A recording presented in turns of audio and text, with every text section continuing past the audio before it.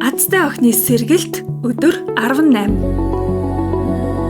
Би бол үр дүнд хүрдэг хүн. Сайн уу? Эрхэм зоригт охин минь.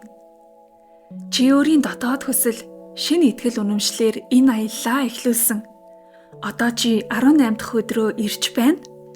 Энэ бол өөрийгөө ямар хүн гэдгээ дахин сануулах мөч.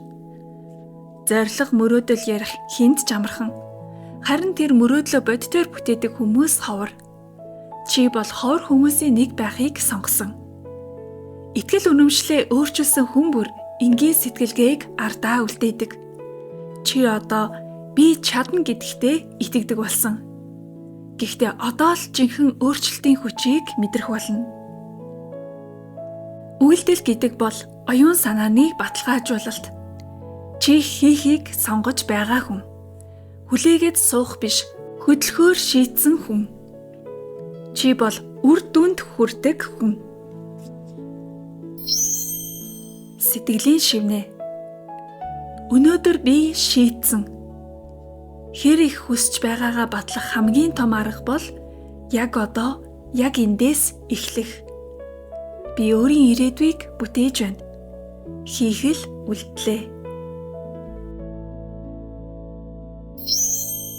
Даалгавар. Таны тарих сэтгэл зүрхэнд байгаа мөрөөдлүүдийн жагсаалтаас нэгийг сонгоод төвлөр. Тэгээд яг одоо дараах 3 алхмыг бич. 1-р, ямар жижиг үйлдэл хийвэл бодитоор урагшилж байна гэж тооцох вэ. 2-р, хийх хугацаа нөхцлөө тодорхойл. 3-р, түүнийг хийснээр өөртөө хэлэх магтаалын үгсээ урьдчилан бичээрэй. Дараа нь энэ 7 хоногт энэ үйлдэлээ хийн гэж өөртөө амлал.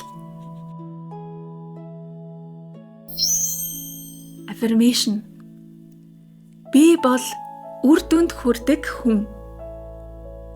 Миний үйлдэл бол өөрчлөлтийн илэрхийлэл. Би өөрийн амьдралын хариуцлагыг өөр дээрээ авч зоригтой алхаж байна. Миний дотоод хүч мөрөөдлийг минь бодит болгодог. Хизээч бүү мартаарай. Чи бол үр дүнтэй шийдэмгий бүтээлч хүн. Чи бол өөрийнхөө амьдралыг өөрчилж чадах зорийн ганц хүн. Чи хэдийн үүнийг хийн гэж амласан. Дүүрэн эрч хүчийг хүсэн ерөөй. Чиний дотоод аяллыг хөтөж марлаа.